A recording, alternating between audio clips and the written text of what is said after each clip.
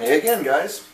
You know, I decided I was going to do a little project tonight with the old Traxxas Spirit. I know I showed you guys that in a previous video, and there's been a couple of people that have been sending me messages on those, and for nostalgic sake, I figured I'd go ahead and throw a little bit extra into it. I know you're doing it again. He's got that damn thing going again, doesn't he? Yes, I do. This time, if you'll look back here, you'll see Tojo RC's website. Now, I just found him recently through a shout out from iRock, and we will be doing one just for you. In fact, let's see if I can get this right. There we go. That's for iRock out there. I'll have a video just for you here shortly, I promise. What we're going to do today, you want to know what's on my hand? Oh, of course, everybody wants to know what's on my hand. Well, what I've got here today is I've got the motor and ESC that came out of the Ford Raptor SVT. I know you guys remember that. I bought it, couldn't handle it, too slow. So what I started doing is I started looking at this motor and ESC combo, and I noticed that this motor was quite a bit slimmer than the Titan 12 turn that we put into the Traxxas Spirit. Now, you guys had seen that on a previous upgrade. Let me bring you in here and show you. Now, if you'll recall, when I did the initial upgrade on the Spirit, I took out that Scorpion motor and I put in this Titan 12 turn. Now, if you'll notice, and I don't know if this camera's going to catch this, there is a thin metal band that runs all the way around the outside of this motor.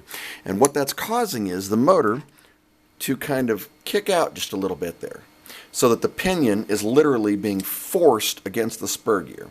Now, it works fine. I just don't want to tear up this spur gear, and it's still in really good shape, and I figure finding another one might be kind of a pain in the butt. So, if you look at this Titan 12 turn motor, you'll notice it doesn't have that sleeve. This is nice and thin, so it's about the same diameter as the original motor that was in there. So I'm going to go ahead and I'm going to throw this motor in and see how it works. I will have an update video here in a little bit to let you know how it fits. Have a good one, guys. Okay, guys, so here we go. We've got the rear end totally off, as you can see. What you have to do to take this off, you've got to take it apart completely. And as you can see, I did manage to not damage the spur gear, which was very pleasant. So, now, here are the two motors side by side, and you can probably tell just by that shot that one on that left, that little metal brace makes it quite a bit thicker. So I'm going to go ahead and get this mounted, and we'll see how she mounts up. Okay, guys, so we got the Titan motor in now, and as you can tell, it is definitely a lot slimmer than that other motor. And it's a little hard to see. I'll try to lighten this video up when I get it uploaded so you can get a little better look at it. Now, I have noticed that this motor is a tiny bit longer than the old one, but there appears to be enough wheel clearance there to where we're not going to have to worry about any wiring or rubbing. Since I'm doing this anyway, I am going to go ahead and change out this ESC with the one that I have in here. This is the one that came out of that Ford Raptor. Just to go ahead and give us a little more, shall we say, power, because I am going to put a 2-cell LiPo. We're going to ditch this NiCad, and we're going to throw in a LiPo. So I'll update you as we get it all together. Alright, and we are back again with our completed project. As you can see, we have got the 550 motor, which is sitting flush, exactly the way it should be, which is really exactly what I was shooting for.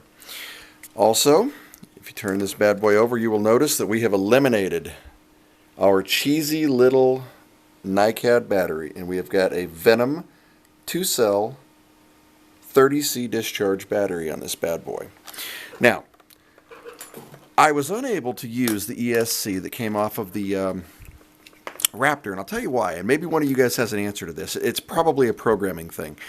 For some reason, when I would run this, I had full power for forward, but no power in reverse. I'd get the light on it. It was getting the signal, but we'd get no reverse.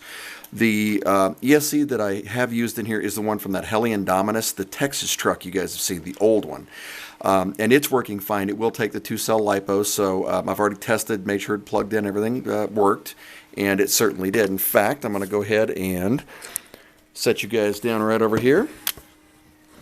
And we're going to plug this in, and I'm going to let you hear it identify. Here we go. Alright, so we have full control and tons of power. By the way, that was, the gear mesh meshed up perfectly. I couldn't have asked for any better. So we'll get a little run video and hopefully tack it to the end of this thing, and then we'll take it outside the next couple days. Alright, let's take her for a little spin here. Now this camera's stationary, no promises on how good you're going to be able to see this.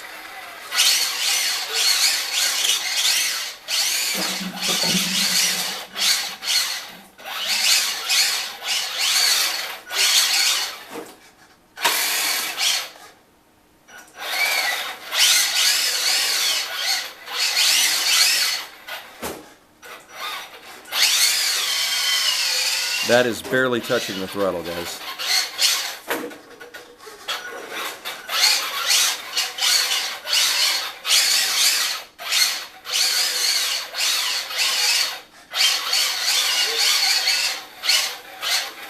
Alright, so I'd call that a pretty good success on the upgrade.